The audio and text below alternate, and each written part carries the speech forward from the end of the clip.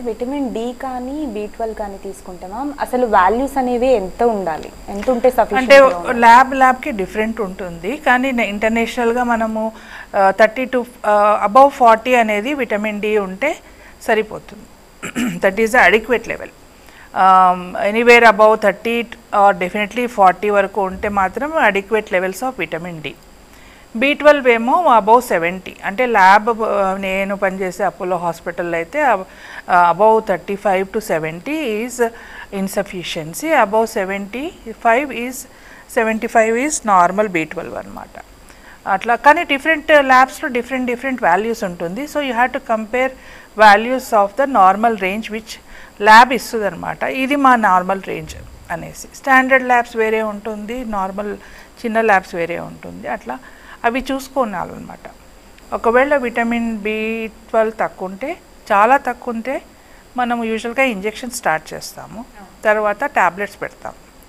So ఒకవేళ vegetarians ఉన్నారంటే వాళ్ళు every weekly or fortnightly vitamin బి12 డెఫిషియన్సీ అంతా మనకు సరిపోయిన తర్వాత వాళ్ళకి వీక్లీ కానీ ఎవ్రీ 2 వీక్స్కి కానీ అట్లా ట్యాబ్లెట్ పెడతాం. అండ్ లేకపోతే వాళ్ళకి 3 monthsకి ఒకసారి ఇంజెక్షన్స్ తీసుకోమని చెప్తాం. ఒకవేళ బి12 ప్రొడ్యూస్ కావడం లేదు, వాళ్ళకి ఏమైనా పేగులతో ఉందంటే మాత్రము డెఫినెట్గా వాళ్ళకి ఎవ్రీ 3 monthsకి ఇంజెక్షన్స్ ఇస్తాం. 1500 micrograms ఆఫ్ బి12 ఇస్తాం.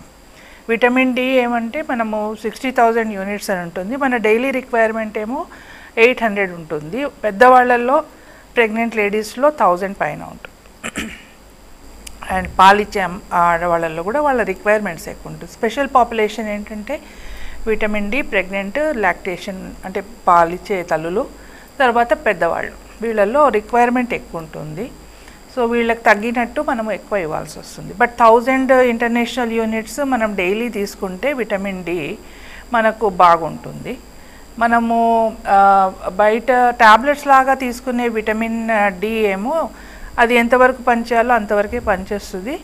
బట్ సన్ రేస్కి ఎక్స్పోజ్ అయ్యి మన బాడీ ప్రొడ్యూస్ చేసే విటమిన్ డి చాలా రోజులు బాడీలో ఉంటుంది. సో అందుకని మీరు గమనించుంటారు, వీక్లీ వన్స్ 60,000 యూనిట్స్ ఇస్తాము, depending on how much is the deficiency. Maximum 12 weeks ఇస్తాము. ఆ తర్వాత మంత్లీ వన్స్ ఒకటి వేసుకోమని చెప్తాం. ఒకవేళ మధ్యన ఉందనుకోండి 8 వీక్స్ ఇవ్వచ్చు, 6 వీక్స్ ఇవ్వచ్చు. కానీ ఆ డెఫిషియన్సీ మనం కవర్ చేసిన తర్వాత మంత్లీ వన్స్ విటమిన్ డి వేసుకుంటే మనకు విటమిన్ డి వచ్చే అవకాశం తక్కువ, డెఫిషియన్సీ వచ్చే తక్కువ ఉంటుంది. ఆ క్యాప్సూల్లో 60,000 యూనిట్స్ మనకు మంత్కి సరిపోతుంది. 1000 to 2000 ఉంటుంది. ఏదైనా అబ్జార్ప్షన్ ప్రాబ్లం ఉన్నా కానీ ఇది సరిపోతుంది. బి12 ఏమో మనము వాళ్ళకి న్యూట్రిషన్ ఒకవేళ నాన్ వెజిటేరియన్స్ ఉంటే తీసుకోమని చెప్తాము. అట్లీస్ట్ నెలకు ఒక్కసారైనా రెడ్ మీట్ తీసుకోండి, వీక్లీ మీరు ఫిష్ కానీ చికెన్ కానీ తీసుకోవచ్చు అని చెప్తే అప్పుడు వాళ్ళకి వేరే ప్రాబ్లమ్స్ రాకుండా ఉంటుంది. వీక్లీ వన్స్ నాన్ వెజ్ తీసుకోవడంలో తప్పేం లేదు, తీసుకోవచ్చు. ఇంకా ఇది పేషెంట్స్కి ఎవరికైతే ఏదైనా ప్రాబ్లమ్స్ ఉన్నాయనుకోండి, లైక్ ఆస్టియోపోరోసిస్ అట్లాంటి వాళ్ళకి మనం కాల్షియం కూడా ఇస్తాం విటమిన్ డితో పాటు. ఎందుకంటే కాల్షియం బాగా అబ్జార్బ్ అవుతుంది విటమిన్ డి ప్రజెంట్ ఉన్నప్పుడు. అప్పుడు బోన్ మినరలైజేషన్ అనేది చాలా బాగుంటుంది. సో పుట్టిన పిల్లలకు కూడా మనము ఎండలో పెడతాం.